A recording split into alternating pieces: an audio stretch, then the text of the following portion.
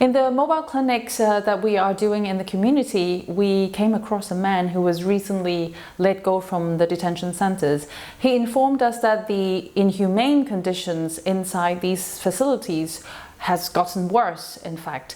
He told us that he was being locked up with about 300 other men in these cells, and we know that these cells actually are made of metal steel with iron roof, so it's actually really hot inside. Bear in mind that now it's actually the high time in summer in Libya, so the temperature outside is about 50 degrees, and it's not an exaggeration to say that the temperature inside these cells has reached a dangerous level. In fact, before our suspension, our team has seen people being carried out from these cells in an unconscious state due to heat stroke.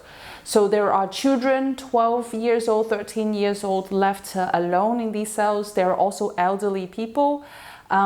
It's so overcrowded that up to 4 people sharing each square meter, and people had to take turns to lie down and sleep.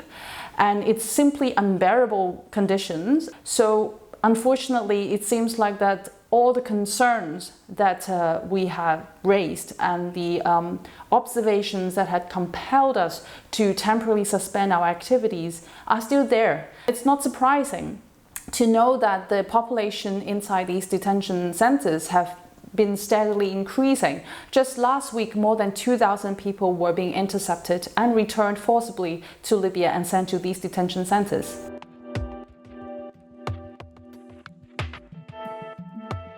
That's why it was a really difficult decision for us to make.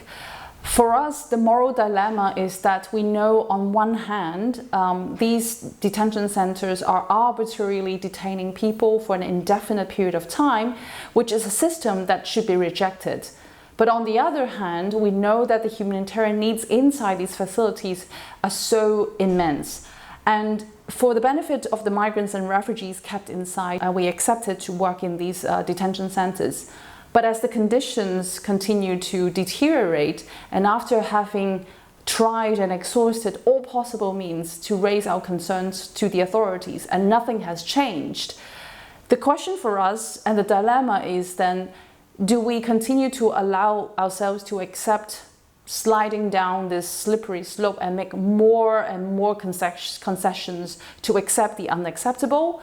Or do we say that enough is enough? How bad is it bad enough for us to stop? For us, the moment when we decided to suspend our activities in end of June was the moment. It was a really painful decision for myself and for many of my colleagues, because we know that the migrants and the refugees inside these detention centers are immediately losing access to the humanitarian and medical assistance that they needed so desperately. We still hope that this is a temporary suspension, and we're trying all possible means to reach out to the authorities, to reopen dialogue, and to hopefully put in place some of the improved conditions that would allow us to resume the activities.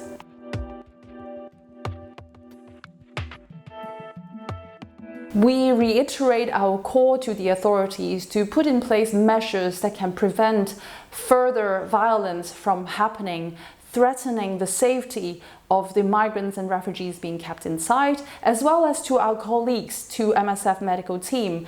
We need to ensure that our medical team is able to provide the humanitarian medical assistance in a safe environment, and it is the same for the migrants inside to receive this assistance, which is, to a lot of them, it's a lifeline.